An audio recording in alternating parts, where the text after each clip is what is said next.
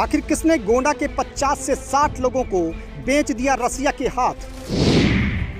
रसिया में आखिर किसने कर दी भारतीय युवक की हत्या? आखिर किसने बना दिया गोंडा के इन युवकों को रसिया में बंधुआ मजदूर? जी हां, यूपी के गोंडा जिले से एक सनसनीखेज मामला सामने आया है, जहां एक एजेंट ने 50 से 60 लोगों को एक सरकारी रशियन कंपनी में नौकरी दिलाने का झांसा देकर एक प्राइवेट रशियन कंपनी के हाथ बेच दिया। गांव देहात में रहने वाले हर युवक का सपना होता है कि वह कहीं बाहर विदेश जाकर कुछ पैसे कमाकर अपनी आर्थिक स्थिति को मजबूत करे। ऐसा ही कुछ सपना गोंडा जिले के वजीरगंज के कई गाँव के युवकों ने देखा था और इस सपने को साकार करने के लिए वे वजीरगंज के रहने वाले शख्स रवि उल्ला से मिले, जो कि एक एजेंट था। इस शख्स ने इन युवकों से कहा कि वह उन्हें एक सरकारी रशियन कंपनी में काम करने के लिए भेजेगा, जहां उन्हें 45,000 रुपये की सैलरी मिलेगी और रहने खाने के लिए भी जगह मिलेगी। और ये युवक रवि उल्ला के झांसे में आकर अपने सपने को साकार करने के लिए चल पड़े रसिया की ओर। मेरा नाम अजीज अहमद है। मैं ग्राम इंदरपुर नवाब बनकर रहने वाला हूँ। कब गए थे रशिया? मैं 8 दिसंबर को गया हूँ। 10 दिसंबर को वहाँ पहुँच गया था। किस कंपनी में गए थे, क्या काम करते थे? जी, हमको बता के यहाँ पे भेजा गया था कि सरकारी कंपनी बीट का कंपनी है। वहाँ पहुँचे तो हमको बुलावा कंपनी में भेजा गया था। क्या करते? बस यही सिलाई करता था या रशियन आर्मी का वर्दी बनता था। जी। किस तरह की क्या दिक्कत थी? वहाँ पे यहाँ पे 9 घंटा की ड्यूटी बता के भेजे थे। वहाँ 12 घंटा, 14 घंटा, 16 घंटा ड्यूटी करना। हमें तो लगातार 48 घंटा में ड्यूटी किया हूँ। ज़बरदस्ती करवाए थे। 48 घंटा ड्यूटी लगातार करवा दिए थे हमसे। जी। अच्छा, उस दिन जो वहाँ का एक मजदूर था, उसकी मौत हुई थी, क्या उस समय आप थे वहाँ पे? जी, मैं था तो, लेकिन वो दूसरे रूम में था। उसका गला कटा हुआ था। अब ये नहीं पता कैसे कटा, लेकिन उसका गला कटा हुआ था। जब चिल्ला हल्ला गुहार हुआ तो मैं बाहर निकला तो देखा तो हमारे रूम के सामने ही वो पड़ा हुआ था। तो मैं देख के घबरा गया, गुहार मचाया। तो फिर कंपनी को फ़ोन लगाया। फिर कंपनी 2 घंटे बाद पुलिस और डॉक्टर आए, फिर लेके उसको गए। फिर उसके बाद में हम लोग से मिलने नहीं दिया। फिर 1 हफ्ता तक पता चला कि वो ठीक ठाक है। फिर उसके बाद पता चला कि उसकी मृत्यु हो गई और उसकी डेड बॉडी कल सुबह में पहुंची है। और हम लोग भी कल मतलब सुबह में आए हैं, मतलब कल रात में पहुंच गए हैं यहाँ। जी, हम 2 महीने की सैलरी छोड़ के अपना टिकट करा के आए हैं। अच्छा, किस स्थिति में रह रहे हैं वहाँ पर अभी? तो कैसे? अभी वहाँ भी यही स्थिति है। अभी 32,000 34,000 सैलरी मिल रही है और 10 घंटा ड्यूटी 14 घंटा ड्यूटी करवाई जा रही है। और संडे को अगर काम करवाएगा, ज़बरदस्ती करवाएगा, उसका पैसा नहीं देगा। हाँ। अच्छा, वो जैसे धमकी आपको देते थे तो हाँ, धमकी देता था, यूक्रेन बॉर्डर भेज देंगे। हम बोल रहे थे कि ड्यूटी मेरा कुछ कम कर दो। यूक्रेन बॉर्डर वहाँ पे 15 किलोमीटर दूर, 45 किलोमीटर दूर है। जी। कौन सा जिला था वहाँ?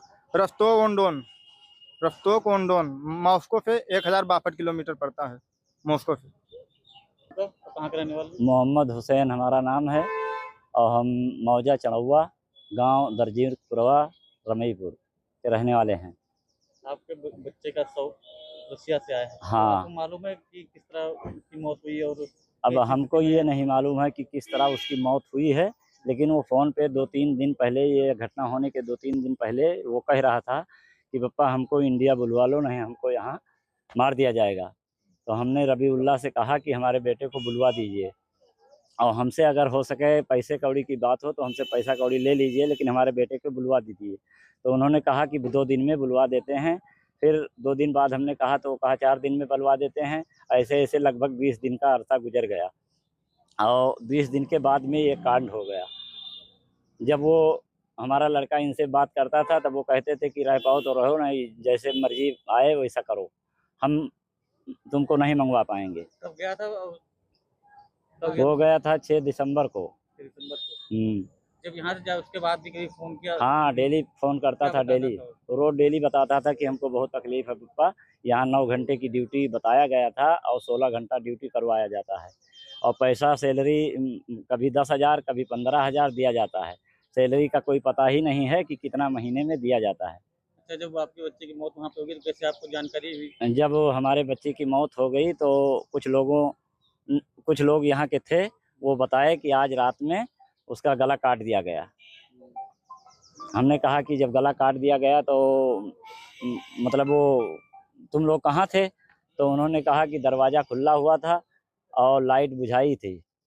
और इसके बाद वो चिल्लाया, हम लोग दौड़े तो वहाँ कोई हरबा हथियार नहीं मिला। अच्छा, शव कैसे वापस आया है? शव तो हमको राजा भैया के ही मदद से मिला है। हाँ, सांसद जी के मदद से मिली है। हमारे प्रधान जी ने एक एप्लीकेशन लिखवा के राजे भैया के पास भिजवाया और राजा भैया पढ़ के वहाँ एम्बेसी से बात किया उन्होंने। उसके बाद हमारी 100 हमको मिली कल 5 बजे। लेकिन जब ये युवक रसिया पहुंचे तो उन्हें रस्तोव ऑन डोन शहर में स्थित एक प्राइवेट कंपनी में दर्जी की नौकरी दी गई, जहां रसियन आर्मी की वर्दी सिलाई का काम होता था। युवकों ने बताया कि उन्हें एजेंट ने 9 घंटे की ड्यूटी और 45,000 रुपये सैलरी दिलाने का वादा किया था, लेकिन वहां उन्हें किसी महीने में 25,000 तो किसी महीने में 30,000 सैलरी दी जाती थी और जबरन पिस्टल की नोक पर 15 से 16 घंटे ड्यूटी कराई जाती थी। यहाँ तक कि उन्हें रविवार को भी ड्यूटी कराई जाती थी और इसका अलग से कोई पैसा नहीं दिया जाता था। उनको खाने में मात्र 100 ग्राम बना हुआ चावल तौल कर दिया जाता था और जब वे इसका विरोध करते थे तो उन्हें पिस्टल दिखाकर कहा जाता था कि चुपचाप काम करो, नहीं तो यूक्रेन बॉर्डर पर युद्ध में भेज दिया जाएगा। युवकों ने यह भी बताया कि जब भी वो ये कहते कि हमें अपने देश भेज दिया जाए तो उन्हें मारा पीटा भी जाता था। मेरा नाम वैस इदरीसी है, वजीरगंज ब्राह्मणपुर से रहने वाला हूँ। जी, हम रशिया गए थे। वापस आए? जी, करीब महीना हो गया मुझे आए हुए। क्या हुआ था वहाँ पे? किस तरह का शोषण आप लोगों के साथ हो रहा था? हम लोग को शोषण बहुत ही ज़्यादा किया जाता था, हम शब्दों में बयान नहीं कर सकते। इतनी दिक्कत तकलीफ देते थे हम लोग को वहाँ। खाना पीना सही नहीं था।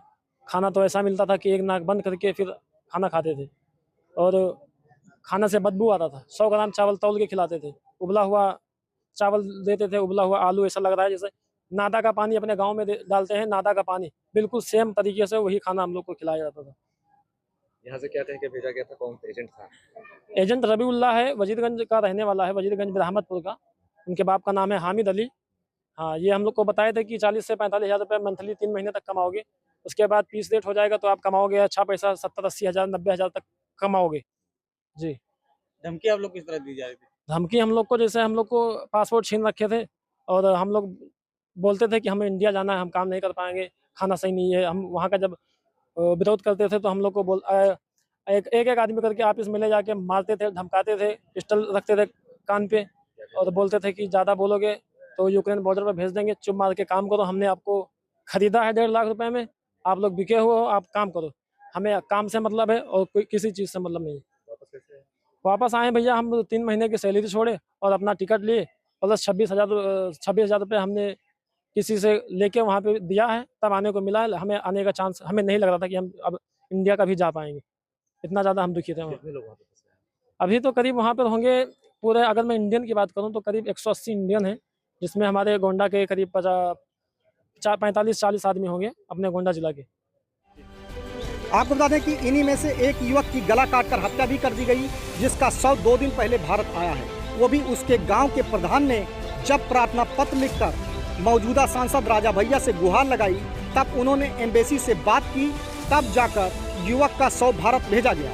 हालांकि कुछ युवक वहां से अपनी 2.5 महीने की सैलरी छोड़कर अपने पैसे से किराया लगाकर वापस आए हैं, लेकिन इनका कहना है कि वहां अभी भी गोंडा के 50 लोग और कुल लगभग 180 लोग फंसे हुए हैं, जो वहां बंधुआ मजदूर बनकर रह रहे हैं। क्या नाम है चाचा? सलामतुल्लाह, कहाँ के रहने वाले हैं? ग्राम इंदरपुर। आप लोग रसिया में थे और किसी कंपनी में गए थे, क्या हुआ था पूरा मामला? वहाँ पर आपका शोषण किया गया क्या? पूरी बात वहाँ पे हम लोग को यहाँ से रबीउल्लाह ने बता के भेजा था कि रबीउल्लाह यहीं का था, ब्राह्मणपुर क्षेत्र का एजेंट है वो।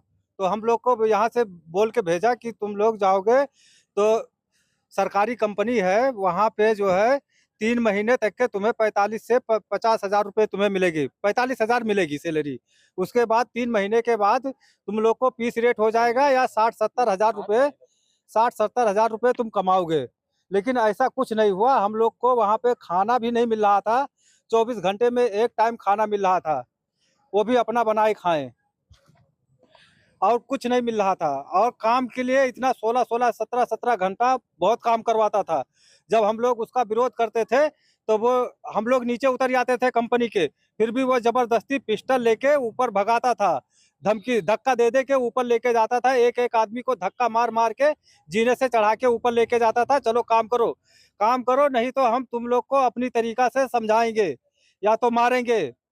वो मारता भी था, धमकाता भी था और हर चीज के लिए प्रताड़ित वो करता था हम लोग को। बहुत टॉर्चर किया, बहुत ज़्यादा। हम लोग इतना टॉर्चर हो गए कि सब अपने आप को दिमागी संतुलन सब खो चुके थे। हर एक व्यक्ति वहाँ पे परेशान है, कम से कम 170 से 80 आदमी है, हर आदमी परेशान है। गोंडा के कितने थे? गोंडा के करीब 50 से 55 आदमी हैं, अभी वहाँ पे फंसे हुए हैं। कैसे वापस आया आप? हम अपना सैलरी 2.5 महीने की सैलरी छोड़ा और प्लस अपने घर से पैसे मंगा के टिकट करवाया, तब आया इंडिया। क्या हुआ इतने दिन में? हाँ? क्या कमाए, कुछ कमाए? यहाँ पे कोई प्रॉफिट, वहाँ पे कुछ भी नहीं कमाया। जो कंपनी ने सैलरी दिया 32,000 रुपये, उसमें से कभी हमारा पैसा काट लेती थी, कभी कह रही थी तुम पेशाब करने गए, इतना समय लगा के आए हो, इसलिए तुम्हारा सैलरी इतनी कट रही है। तुम लोग जो है वो आंदोलन किया है, 10,000 रुपये हमने काट लिया, क्यों आंदोलन किए। ऐसे ऐसे में हमारा पैसा वो सब काट लेती थी, कभी 20,000, कभी 15,000, ऐसे ही हमें को पैसे दिया। खाना तो बिल्कुल सही नहीं था, बहुत उबला हुआ चावल, सिर्फ सूखा चावल देती थी, वो भी तौल के 100 ग्राम। 100 ग्राम चावल, बताओ कौन आदमी खा के वहाँ 24 घंटा जिंदा रहेगा।